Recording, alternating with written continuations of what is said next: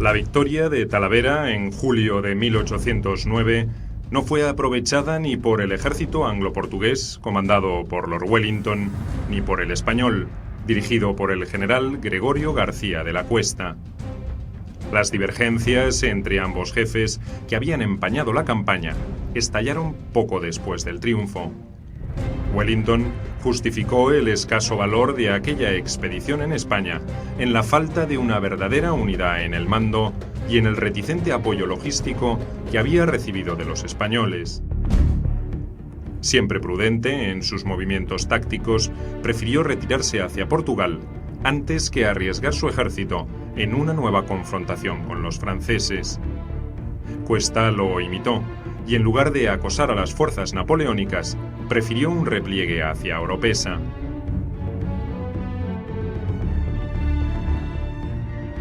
Los historiadores ingleses han magnificado Talavera, tuvo su importancia extraordinaria, pero las consecuencias fueron negativas, porque va a provocar a partir de Talavera el desentendimiento ya definitivo entre el ejército español y el ejército inglés.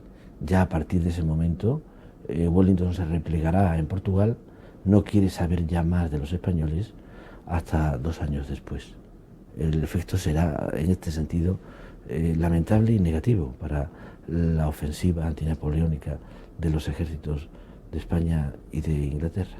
Y entonces se centró toda la estrategia militar inglesa en la península, en la defensa de Portugal, hasta marzo de 1811.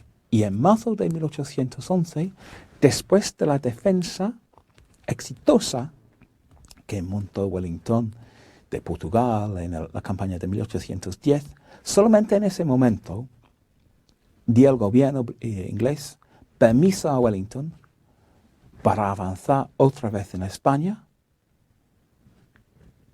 y, bueno, por fin, si quieres, de libertad a España.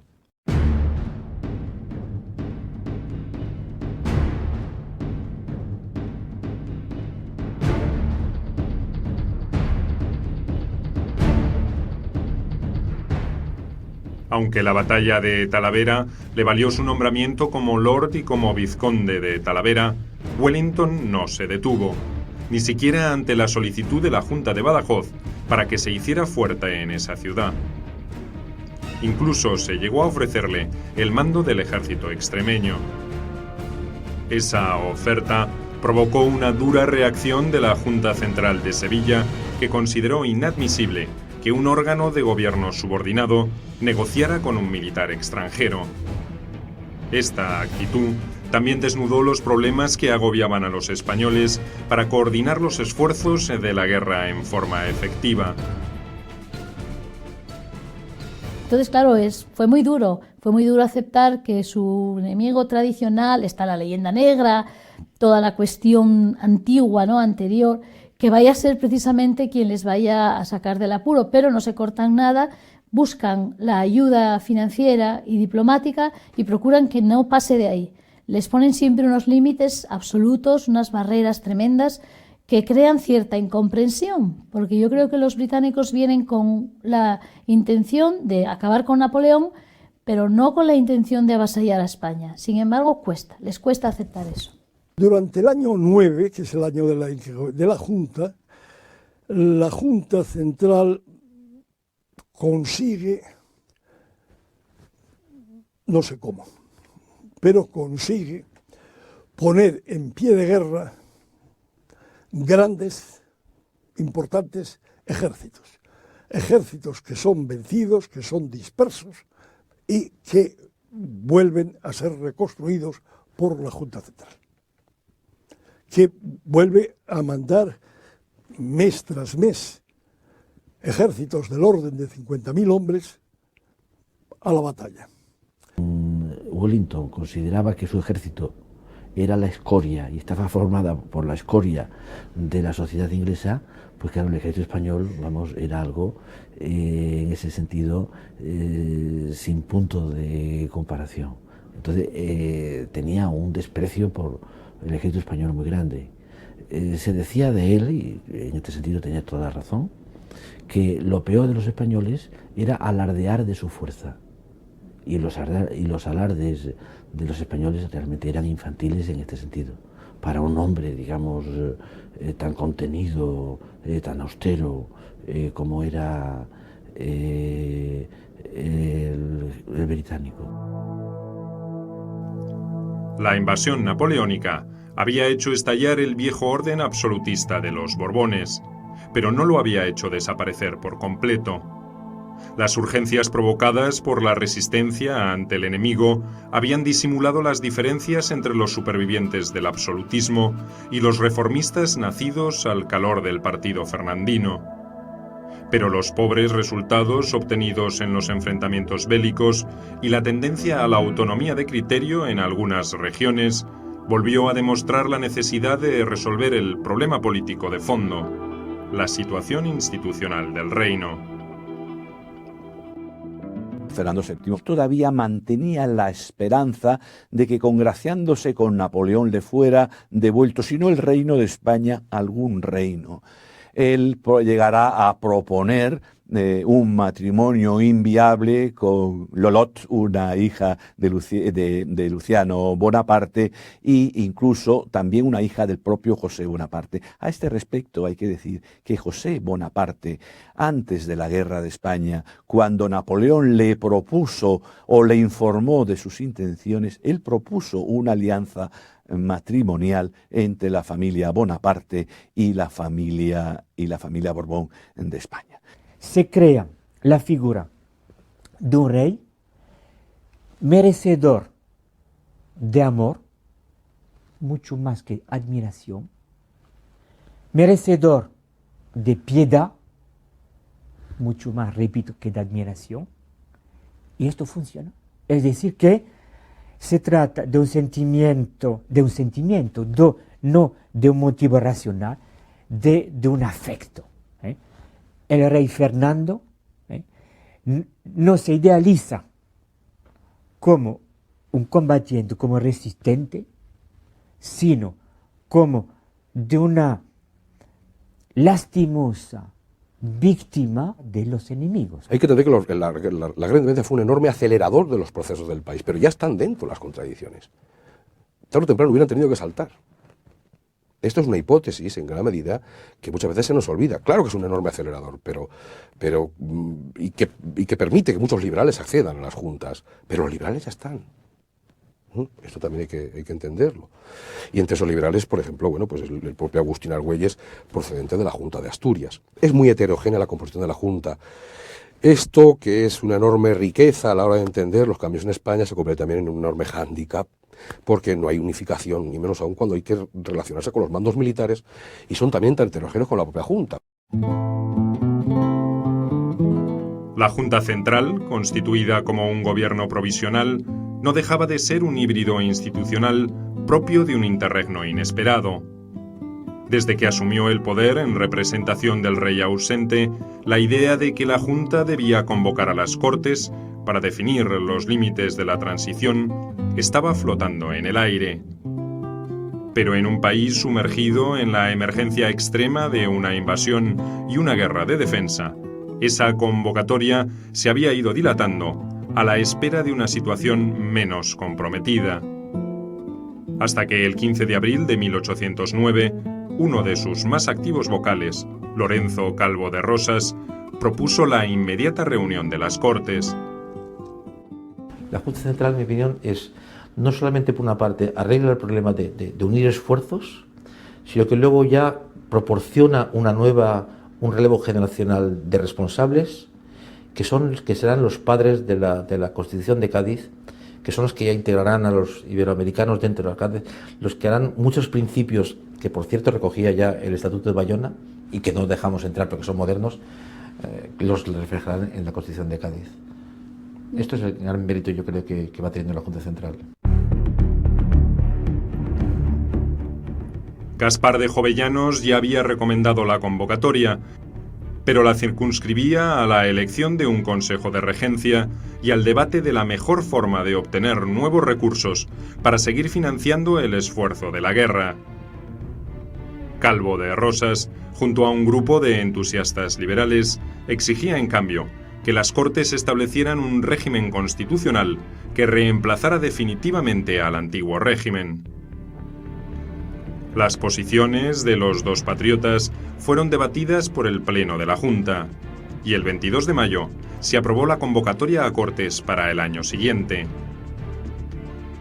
Esa convocatoria tuvo en cuenta algunos reaseguros impuestos por Jovellanos. El más importante era la consulta previa a organismos regionales y municipales sobre los temas que tendría que analizar esa asamblea. Sería una especie de filtro con el que el veterano político esperaba frenar los excesos reformistas y desarmar los recelos de los absolutistas. Jovellanos es un elemento de prestigio, ha ocupado cargos importantes en el gobierno de Carlos IV, incluso ha sido ministro durante la privanza de Godoy. La actitud de Jovellanos supone un freno frente a los que mantienen la idea de que hay que llevar a cabo reformas. La diferencia entre el siglo XIX y el siglo XVIII en cuanto a la actitud de los reformistas es que la revolución está ahí y esto naturalmente asusta más a quienes piensan de forma distinta.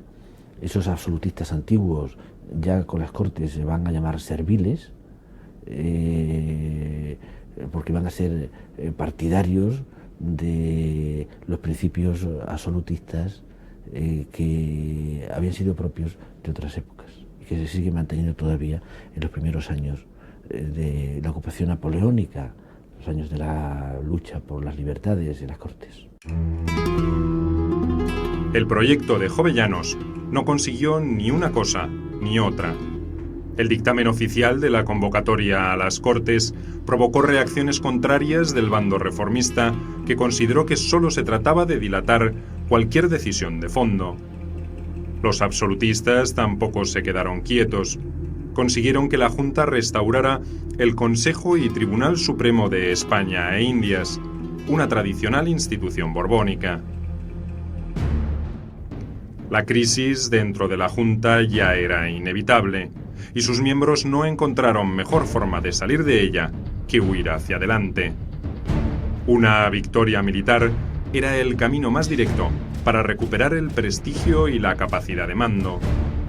Se comenzó entonces a diseñar un plan para tomar la ofensiva por primera vez en la guerra.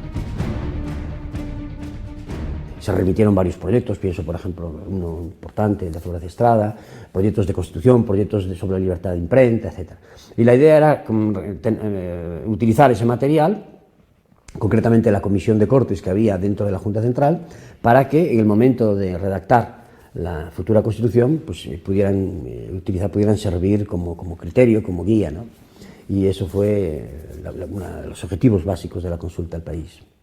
Quedan muy pocas semanas cuando se establece un impuesto extraordinario, una contribución extraordinaria, única de guerra, para intentar conseguir fondos para dotar a los ejércitos, pero de ahí al 19 de noviembre de 1809, que es el momento de Ocaña, que es el final realmente de la Junta. La Junta dura unos cuantos días más, pero está ya tocada de muerte. No se llega a recaudar, yo creo que ni la mitad. Hay varios documentos sobre esto, pero no se hace efectivo. Es decir, la Junta, más que una institución política, tenía como primer deber, insisto, ganar una guerra.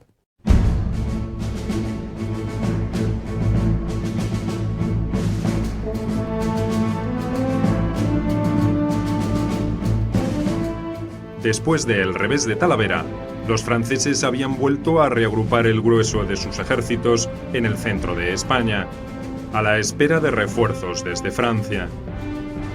Los principales cuerpos imperiales quedaron desplegados en torno a Madrid. El de Soult en el valle medio del Tajo entre Plasencia y Talavera, el de Víctor en La Mancha y el de Ney en Salamanca. La situación no podía ser más favorable. Napoleón había firmado un nuevo tratado de paz con Austria, lo que le dejaba las manos libres para emprender una nueva ofensiva sobre España. No obstante, la demora en recibir los auxilios reclamados y el previsto alejamiento del mariscal Jourdan del Estado Mayor, por razones de salud, postergó los planes de José Bonaparte. El otoño de 1809 se inició con poca actividad en el bando francés, una oportunidad que pretendió ser aprovechada por los ejércitos patriotas. La inercia se rompió por un inesperado éxito obtenido por una fuerza comandada por el duque del Parque en Tamames, a mitad de camino entre Ciudad Rodrigo y Salamanca. Diego de Cañas y Portocarrero, duque del Parque, había avanzado con su ejército, compuesto básicamente por divisiones gallegas, decidido a amenazar Salamanca. El general Marchand, que había reemplazado al mariscal Ney, le salió al encuentro, pero los españoles se habían desplegado en una fuerte posición en las afueras del pueblo de Tamames. Aunque su fuerza era inferior, Marchand resolvió atacar el 18 de octubre de 1809 y sufrió un grave descalabro. Alrededor de 1.300 franceses, entre ellos 18 oficiales, quedaron muertos en el campo de batalla.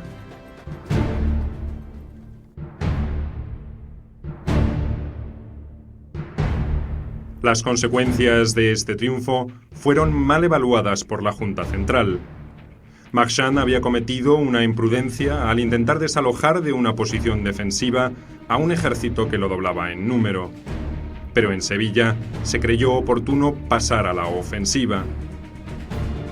Los estrategas del gobierno patriota habían concebido un complejo plan que ahora parecía realizable. El proyecto era sumamente audaz, sobre todo teniendo en cuenta el bajo rendimiento de las fuerzas regulares españolas en batallas clásicas. El ejército español, pero el ejército español no estaba, por decirlo en franco, en condiciones de medirse contra los franceses una batalla frontal. Además, habían muchísimos problemas de abastecimiento, etc. El Valle del Tajo es una zona pobre. No podía abastecer a la tropa. El duque del Parque continuaría hostigando a Marchand en León y Castilla la Nueva, mientras el duque de Alburquerque, con el ejército de Extremadura, haría lo propio con Soult en el Valle del Tajo. La ofensiva principal, en tanto, estaría a cargo del ejército de la Mancha o del Centro, comandado por el general Juan Carlos Areizaga. Para salvar su ejército, y tanto más porque ya había excedido a sus órdenes, tenía Wellington que repasar el Tajo y retirarse hacia Badajoz como medio de rescatar a su ejército. Y hay otras cosas que se puede decir, pero la realidad es que no había ningún modo de hacer nada después de Talavera. En la coordinación de la ofensiva propuesta por la Junta Central estaba una de las claves del éxito de la empresa. Pero esa premisa nunca se cumplió. El duque del Parque, que había pedido refuerzos a Wellington, no avanzó más allá de Salamanca cuando los ingleses le negaron su ayuda. La reticencia británica a intervenir también afectó la maniobra de Alburquerque por la derecha. Cuando Soult se enteró que esa columna no tenía la colaboración inglesa, resolvió no emplear todo su potencial para detenerla en Talavera. Para colmo, a pesar de ser la fuerza mejor equipada de toda España, el ejército del Centro se demoró por problemas logísticos. Su jefe, el general Areizaga, era un veterano oficial con tan escaso talento militar como buenos contactos en la Junta Central, a los que debía su nuevo mando.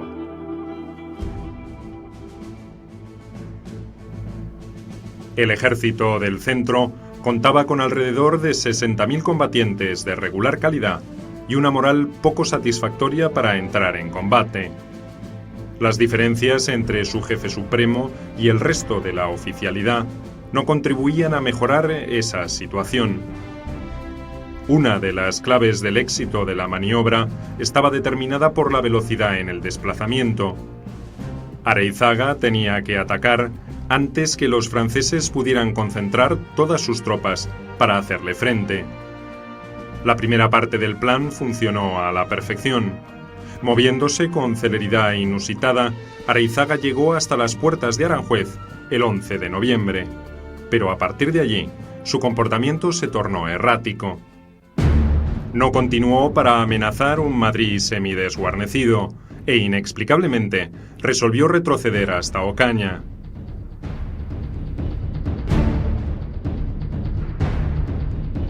En la mañana del 18 de noviembre, la vanguardia española fue sorprendida en pleno repliegue por la caballería francesa.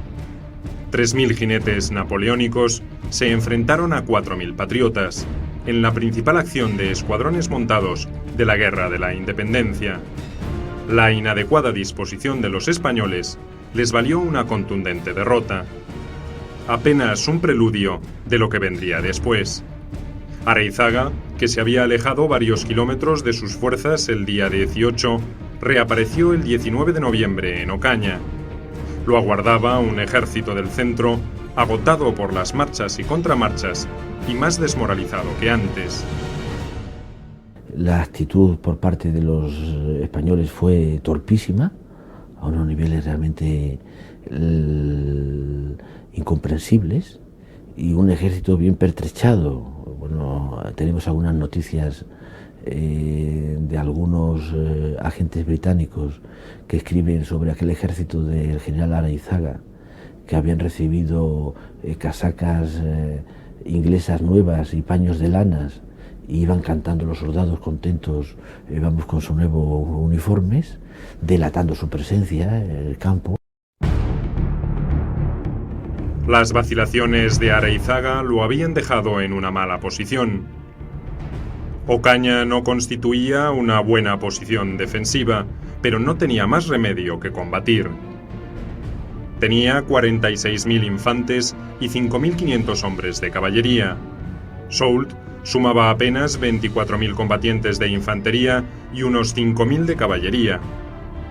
El incompetente jefe español desplegó en forma inadecuada a sus efectivos sobre el terreno y redujo su ventaja numérica.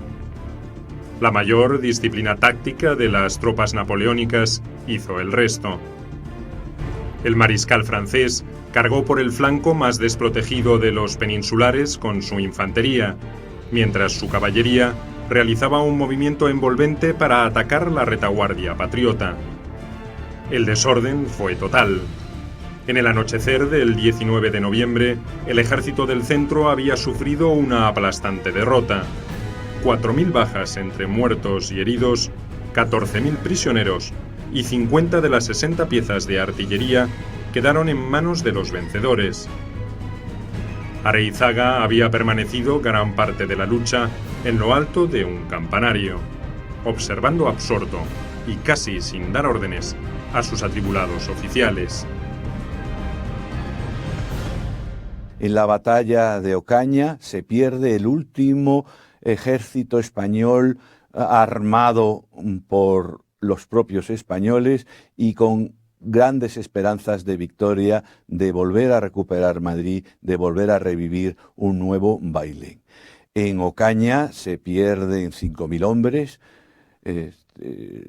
se pierden también como prisioneros cerca de 20.000, se pierde un tren de artillería de 50 cañones y se pierde toda la impedimenta del ejército, es decir, prácticamente toda la estructura militar. Aunque habrá otras acciones menores para permitir abrir el paso a Andalucía, Ocaña en noviembre del año anterior será lo definitivo. El duque del Parque también contribuyó con sus desaciertos a ennegrecer aún más esta desdichada campaña. Desconoció nuevas instrucciones de la Junta Central para que reforzara Alburquerque y permaneció en las cercanías de Salamanca hasta el 18 de noviembre. Luego avanzó hacia Medina del Campo para intentar un encuentro con el otro ejército patriota. Pero cuando se enteró del desastre de Ocaña, resolvió retroceder hacia Alba de Tormes, abandonando todo el terreno conquistado. El 28 de noviembre fue sorprendido por la caballería francesa al mando del general Kellerman, que lo derrotó a orillas del río Tormes. Pese al revés, el duque del Parque logró replegarse con gran parte de sus fuerzas, pero en los días posteriores su ejército virtualmente se desintegró. Para mediados de enero de 1810, cuando decidió invernar en San Martín de Trevejo, ya había perdido la mitad de los 34.000 hombres alistados al comienzo de la campaña.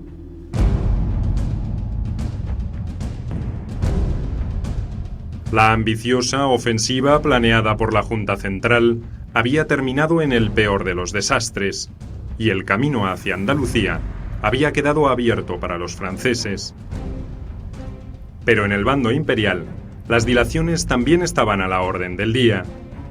Napoleón siempre había considerado que el objetivo principal era la expulsión de los ingleses de Portugal, sobre todo ahora que la pacificación del continente europeo se había logrado.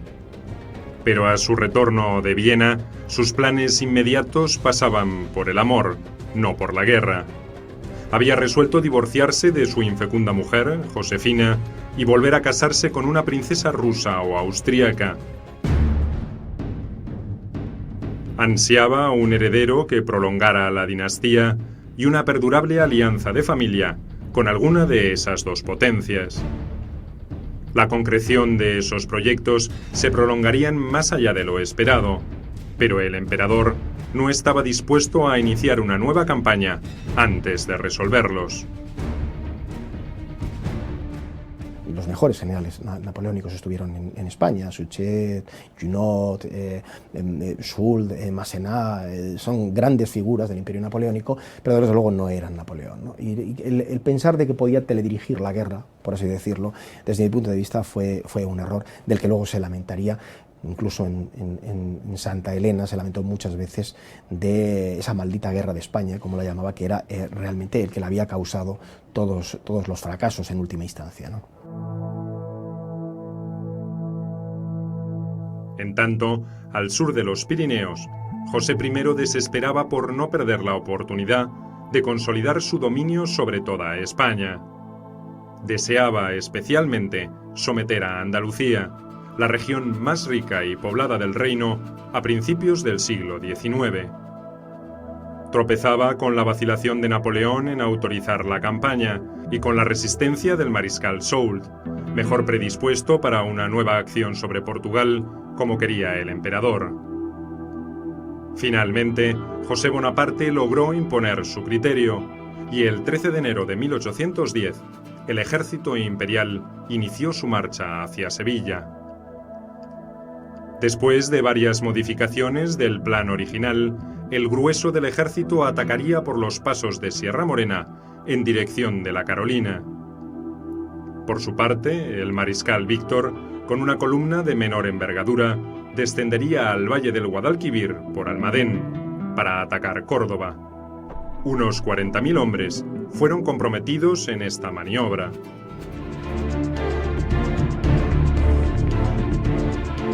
El 18 de enero, las fuerzas napoleónicas desataron una sostenida ofensiva sobre los pasos principales de la Sierra Morena, insuficientemente defendidos por los patriotas. La resistencia se prolongó por 2 días. El paso de Despeñaperros fue forzado en menos de 7 horas y con un insignificante coste de bajas para los franceses. El intento de utilizar la accidentada geografía serrana como muralla de contención demostró su ineficacia. El 20 de enero de 1810, los franceses habían despejado el camino hacia el corazón de Andalucía. Areizaga resolvió retirarse hasta Jaén con alrededor de 7.000 efectivos y varias piezas de artillería. Era todo lo que quedaba del ejército del centro. Esas tropas no pudieron resistir demasiado cuando el 23 de enero el general Sebastiani llegó a las puertas de la ciudad andaluza y las atacó con absoluta determinación. El 24 de enero, el mariscal Víctor ocupó Córdoba sin ninguna oposición. ¡Viva el rey! José Bonaparte haría su entrada triunfal en la ciudad de los califas, como la describiría en una carta a su hermano el emperador 2 días más tarde. Estaba feliz, pero no satisfecho todavía. Necesitaba conquistar Sevilla, desde donde la Junta había desafiado su autoridad durante tanto tiempo, y hacia allí destacó al grueso del ejército bajo el mando de Víctor. En la gran urbe andaluza, la situación había comenzado a alterarse desde que la población se enteró de que el dispositivo de defensa había sido desbaratado casi sin lucha. El 20 de enero, la Junta Central difundió una proclama anunciando que se había ordenado a los ejércitos de los duques de Alburquerque y del Parque que detuvieran el avance francés. Pero la realidad era que el duque del Parque estaba demasiado lejos y el de Alburquerque no tenía efectivos suficientes como para cumplir semejante objetivo. Las expectativas no las pudo cumplir porque la Junta, la hemos llevado muchas veces a juicios políticos, y no es esa la clave. La Junta tiene como hándicap y como objetivo, más que reformar el país, vencer a los franceses, ganar la guerra. Y la guerra no se puede ganar. Hay un elemento desde el principio que yo creo que hay que tener en cuenta. Miren, para vencer a la Grande Armée que entra, el ejército que hubiera tenido que montar la Junta hubiera tenido que ser al menos como la Grande Armée, en material, vituallas, fuerza de infantería, caballería y, sobre todo, cualificación bélica. El descontento contra una junta que había caído en el peor de los descréditos estalló el 22 de enero, con tumultos organizados por turbas que pedían la renuncia de los miembros del gobierno y la formación de un consejo de regencia o un comité de salvación pública. Los manifestantes se congregaron frente a la maestranza reclamando fusiles y cañones. También exigieron la libertad de Francisco Palafox y del conde de Montijo, que habían sido arrestados por encabezar complots contra la Junta. Los desórdenes también fueron incentivados por la noticia de que muchos funcionarios y miembros del gobierno habían abandonado la ciudad para refugiarse en la vecina isla de León. El pretexto de que tenían que iniciar los preparativos para la reunión de las Cortes, prevista para marzo, no convenció a nadie. Entonces se organiza un motín, se denuncia a los miembros de las juntas, les dice, de la Junta Central, se dice que huyen, que abandonan el país, que se llevan el dinero. Entonces esto va a pasar. En fin, alguno de los vocales de la Junta va a ser retenido, pero en fin, las cosas no van a llegar más allá, pero la Junta Central sí va a decidir que no puede seguir gobernando, va a nombrar un consejo de regencia y va a autodisolverse. Desde el punto de vista político, su misión principal para la cual que era la creación de unas cortes que fueran las que heredaran el poder que había dejado vacío la huida del rey, pues llegó a convocarlas, pero no cumpliría plenamente con su misión y dejaría la emisión no solamente de convocarlas definitivamente, sino también de empezar a estructurarlas a la Junta de Regencia, y que vendría a sustituirla después de sus grandes fracasos militares del año 10.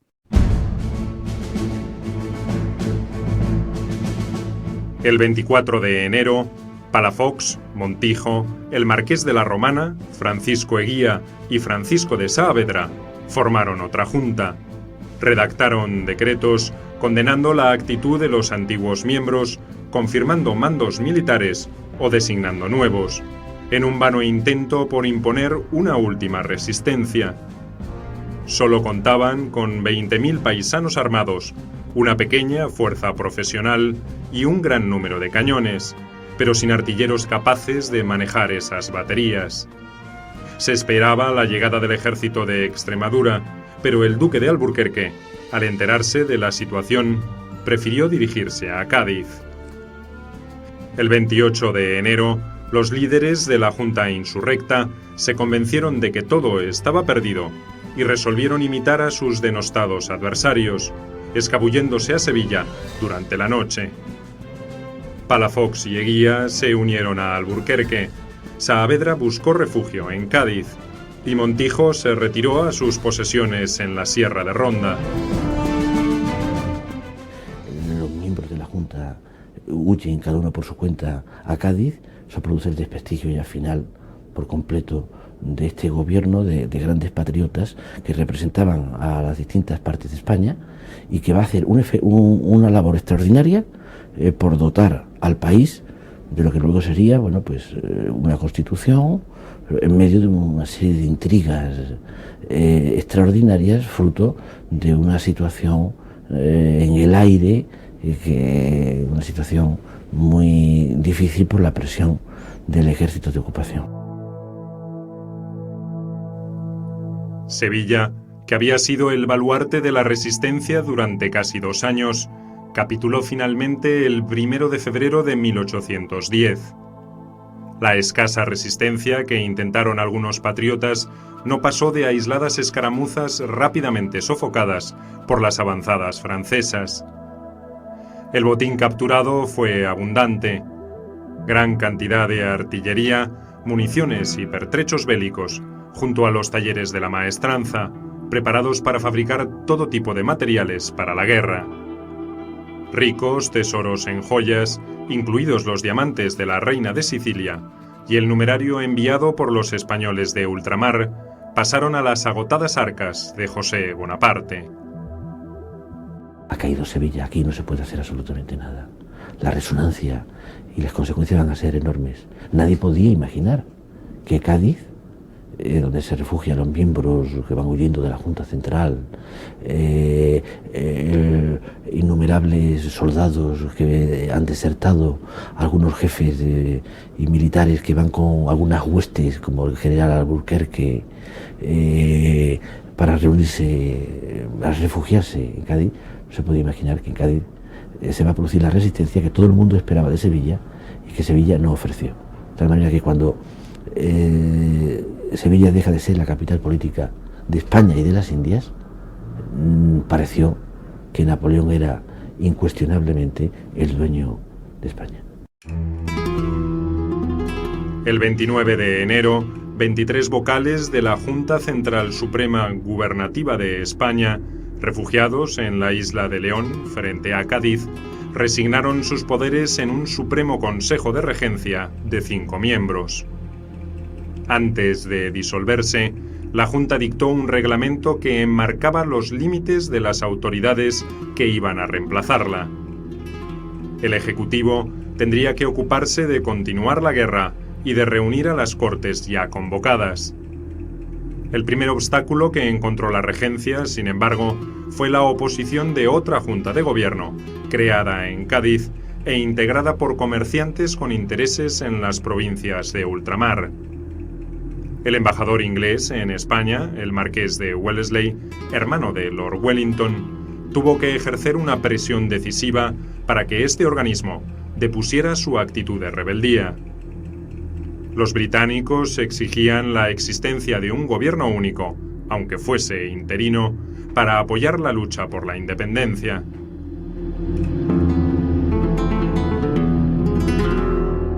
Los conflictos de competencia fueron inevitables y algunos de altos vuelos y que afectaban al interés nacional. Las relaciones de los comerciantes de Cádiz, tenemos que pensar que la Junta de Cádiz es una junta electiva de los propios ciudadanos de Cádiz y de los ciudadanos muy cualificados, las relaciones de estos ciudadanos de Cádiz con el Consulado de México y con los reinos de Indias las relaciones económicas eran muy fuertes. Y en un momento en que se cuestiona o que se plantea la posibilidad de ceder ante las presiones inglesas para abrir el comercio de las Américas al imperio inglés o al reino de Inglaterra, pues la Junta de Cádiz presiona, porque eso supondría la ruina de los comerciantes de Cádiz, para que esta decisión no se tome. Los franceses, por su parte, consideraban que la conquista del Reino de España estaba por fin a punto de producirse. Nuevamente, caerían en su reiterado error de apreciación sobre los valores del pueblo español. Solo había concluido uno de los más dolorosos capítulos de esta epopeya. ¡No peleando,